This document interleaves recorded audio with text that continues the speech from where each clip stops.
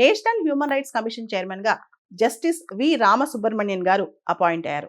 ఈయన 9th chairman అనమాట. ఇప్పటి వరకు కూడా హ్యూమన్ రైట్స్ కమిషన్ ఏర్పాటు చేసిన తర్వాత 8 మంది చైర్మన్స్గా ఉన్నారు. ప్రీవియస్గా ఇంతకు ముందున్న వ్యక్తి జస్టిస్ అరుణ్ కుమార్ మిశ్రా గారు. ఆయన జూన్లో రిటైర్ అయ్యారు. ఇప్పుడు కొత్త చైర్మన్ వచ్చారనమాట. ఈయన సుప్రీంకోర్టు జడ్జిగా చేశారు. జస్టిస్ వి రామసుబ్రహ్మణ్యన్ గారు సుప్రీంకోర్టు జడ్జిగా కూడా చేశారు. నేషనల్ హ్యూమన్ రైట్స్ కమిషన్ అనేది, for that matter human rights commissions భారతదేశంలో హ్యూమన్ రైట్స్ చట్టం కింద ఏర్పడ్డాయన్నమాట. మనం international conventions, Paris principles base చేసుకుని హ్యూమన్ రైట్స్ సంబంధించి, మానవ హక్కులకు సంబంధించి చట్టాలు చేశాం. హ్యూమన్ రైట్స్ యాక్ట్ కింద national human rights commission, state human rights commissions ఏర్పడ్డాయన్నమాట. ఈ నేషనల్ హ్యూమన్ రైట్స్ కమిషన్లో చైర్మన్, ఈ నేషనల్ హ్యూమన్ రైట్స్ కమిషన్ సంబంధించి చట్టం హ్యూమన్ రైట్స్ యాక్ట్ ఏదైతే ఉందో దానికి 2019లో సవరణ వచ్చింది. దాని ప్రకారం ఎన్హెచ్ఆర్సీ చైర్మన్ సుప్రీంకోర్టు చీఫ్ జస్టిస్గా చేసిన వ్యక్తి కానీ లేదా జడ్జిగా చేసిన వ్యక్తి కానీ ఉండొచ్చు అనమాట. దీని ప్రకారం ఇప్పుడు సుప్రీంకోర్టు జడ్జిని అపాయింట్ చేశారు ఎన్హెచ్ఆర్సీ చైర్మన్గా. దాంతోపాటు ఇంకొక సుప్రీంకోర్టు జడ్జి మెంబర్గా ఉంటారు. తర్వాత ఏదైనా హైకోర్టుకు చెందిన చీఫ్ జస్టిస్ ఎవరైతే ఉంటారో వాళ్ళు సభ్యులుగా ఉంటారనమాట. చీఫ్ జస్టిస్గా చేసిన వాళ్ళు సభ్యులుగా ఉంటారు. చైర్మన్ సుప్రీంకోర్టు జడ్జి కానీ సీజే కానీ అయి ఉండాలి. ఆ తర్వాత ఒక సుప్రీంకోర్టు జడ్జి సభ్యులుగా ఉండాలి. ఆ తర్వాత ఒక హైకోర్టు చీఫ్ జస్టిస్ సభ్యులుగా ఉండాలి. దాంతోపాటు ముగ్గురు ఎక్స్పర్ట్స్ ఉంటారు. ముగ్గురు నిపుణులు లేదా నిష్ణాతులు, మానవ హక్కుల పరిరక్షణలో దానికి సంబంధించిన ఫీల్డ్ లెవెల్ ఎక్స్పీరియన్స్ ఉన్నవాళ్ళు. ఈ ముగ్గురులో ఒకళ్ళు ఖచ్చితంగా మహిళ అయి ఉండాలన్నమాట, ఉమెన్ అయి ఉండాలి. ఆ తర్వాత 7 ఎక్స్ అఫిషియో సభ్యులు ఉంటారు.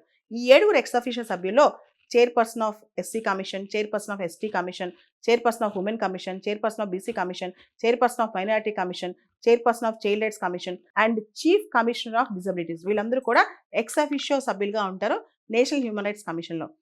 హ్యూమన్ రైట్స్ కమిషన్ అనేది ఒక స్టాట్యుటరీ బాడీ, చట్టబద్ధమైన సంస్థ. హ్యూమన్ రైట్స్ చట్టం ప్రకారం ఏర్పడింది అనమాట.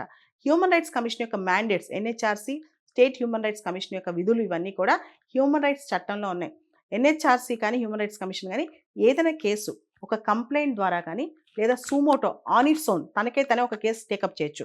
ఉదాహరణకి రీసెంట్గా తమిళనాడులో 2 కన్స్ట్రక్షన్ వర్కర్స్ కరెంట్ షాక్, ఎలక్ట్రోక్యూషన్కి గురయ్యి చనిపోయారనమాట. నేషనల్ హ్యూమన్ రైట్స్ కమిషన్ ఆ కేసును సూమోటోగా తీసుకుంది. అదేవిధంగా దిశ ఇన్సిడెంట్ కానీ, లగచర్ల ఇన్సిడెంట్ కానీ, రకరకాల అంశాలు కొన్ని కేసుల్లో కంప్లైంట్ మీద కానీ లేదా దానికే అదే తీసుకుంటుంది అనమాట. ఆ తర్వాత జైల్స్ కానీ, ఏదైనా రిప్రిమాండ్ హోమ్స్ కానీ, ఎక్కడైనా మనుషులు హాస్టల్స్ వీటిలో మానవ హక్కుల ఉల్లంఘన జరుగుతుంటే ఆ కేసులు కూడా టేకప్ చేస్తారనమాట హ్యూమన్ రైట్స్ కమిషన్. తర్వాత హ్యూమన్ రైట్స్ కమిషన్ ఏదైనా కోర్టులో కానీ ఏదైనా ట్రిబ్యునల్లో కానీ మానవ హక్కుల పట్ల వాళ్ళకుండే బాధ్యతతో అక్కడికి వచ్చి ఆ కేసులో వాళ్ళు కూడా విచారణలో అక్కడ పాల్గొనవచ్చు, ఆ కేసు వినొచ్చు అనమాట. తర్వాత హ్యూమన్ రైట్స్ కమిషన్ అంతర్జాతీయ మానవ హక్కుల వడంబడికలు చదివి భారతదేశంలో ఎలా ఉంది, భారతదేశంలో ఎలా ఇంప్రూవ్మెంట్స్ తీసుకురావచ్చు మీద కూడా రికమెండేషన్స్ చేయొచ్చు. కానీ నేషనల్ హ్యూమన్ రైట్స్ కమిషన్ కానీ స్టేట్ హ్యూమన్ రైట్స్ కమిషన్ ఇచ్చిన రికమెండేషన్స్ కేవలం సిఫార్సులే అనమాట. హ్యూమన్ రైట్స్ కమిషన్లో మరొక ప్రధానమైన సవాల్ ఏంటంటే సపరేట్ ఇన్వెస్టిగేషన్ వింగ్ అనేది వీటికి ఉండదు. వీళ్ళు పోలీస్ ఇతరత్ర ఇన్వెస్టిగేషన్ వింగ్స్ మీద ఆధారపడాలన్నమాట. దాంతోపాటు హ్యూమన్ రైట్స్ కమిషన్స్లో మనం గమనిస్తే కనుక ఎక్కువగా బ్యూరోక్రటైజేషను, ఎక్కువగా రిటైర్డ్ పీపుల్ ఉండటం వల్ల కూడా యాక్టివ్గా ఈ కమిషన్స్ ఎక్కువ వర్క్ చేయట్లేదని దీనిపైన అపవాదం ఉందన్నమాట. ముఖ్యంగా హ్యూమన్ రైట్స్ కమిషన్ నేషనల్ లెవెల్లో కానీ స్టేట్ లెవెల్లో కానీ ఇవి చాలాసార్లు రియాక్టివ్ బాడీస్గా యాక్ట్ చేస్తున్నాయి. అంటే ముందే ప్రొటెక్షన్ మీద ఎక్కువ దృష్టి పెట్టకుండా ఇన్సిడెంట్ అయిపోయిన తర్వాత 3 నెలలకో 6 నెలలకో రిపోర్టులు తయారు చేస్తాయన్నమాట. దీనివల్ల చాలా జాప్యం జరుగుతుందని కూడా అందరూ అంటుంటారు.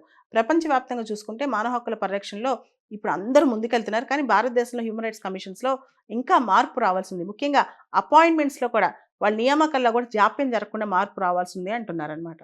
నేషనల్ హ్యూమన్ రైట్స్ కమిషన్ యొక్క చైర్మన్ కానీ మెంబర్స్ కానీ అపాయింట్ చేసేది president of India. President by warrant under his hand and seal appoint చేస్తారనమాట. అయితే ఈ అపాయింట్మెంట్ అనేది ఒక హై పవర్డ్ సెలక్షన్ కమిటీ ఇచ్చిన రికమెండేషన్ ద్వారా అవుతుంది. ఈ high powered selection committee NHRC chairman కానీ మెంబర్స్ కానీ అపాయింట్ చేయడానికి ఒక సెలక్షన్ కమిటీ ఉంటుంది. దానిలో ప్రైమ్ మినిస్టర్ ఆఫ్ ఇండియా చైర్మన్గా ఉంటారు, స్పీకర్ ఆఫ్ లోక్సభ మెంబర్గా ఉంటారు, హోమ్ మినిస్టర్ మెంబర్గా ఉంటారు, leader of opposition in the house of people, leader of opposition in council of states, అంటే లోక్సభలో లీడర్ ఆఫ్ అపోజిషన్, రాజ్యసభలో లీడర్ ఆఫ్ అపోజిషన్ కూడా సభ్యులుగా ఉంటారు. దాంతోపాటు డిప్యూటీ చైర్మన్ ఆఫ్ రాజ్యసభ, ఈయన కూడా దీనిలో మెంబర్గా ఉంటారనమాట. ఓవరాల్గా ఇంతమంది కలిసి ప్రైమ్ మినిస్టర్ అధ్యక్షతన ఇంతమంది సభ్యులు కలిసి ఒక హై పవర్ సెలక్షన్ కమిటీ ద్వారా నేషనల్ హ్యూమన్ రైట్స్ కమిషన్ చైర్మన్ని మెంబర్స్ని అపాయింట్ చేస్తారనమాట. ఒకవేళ కనుక సిట్టింగ్ జడ్జెస్ని అపాయింట్ చేయాలంటే, ఎవరైతే వర్క్ చేస్తున్నారో ఇంకా పదవిలో ఉన్నారో వాళ్ళని అపాయింట్ చేయాలంటే, సుప్రీంకోర్టు సిట్టింగ్ జడ్జిని కానీ హైకోర్టు సీజేఐని కానీ అపాయింట్ చేయాలంటే చీఫ్ జస్టిస్ ఆఫ్ ఇండియాని ఖచ్చితంగా కన్సల్ట్ చేయాలి. రిటైర్డ్ వాళ్ళని అపాయింట్ చేసేటప్పుడు చీఫ్ జస్టిస్ ఆఫ్ ఇండియాని కన్సల్ట్ చేసినా చేయకపోయినా పర్లేదు, కానీ చట్ట ప్రకారం మాత్రం సిట్టింగ్ వాళ్ళని అపాయింట్ చేయాలంటే మాత్రం చీఫ్ జస్టిస్ ఆఫ్ ఇండియాని కూడా కన్సల్ట్ చేయాలి.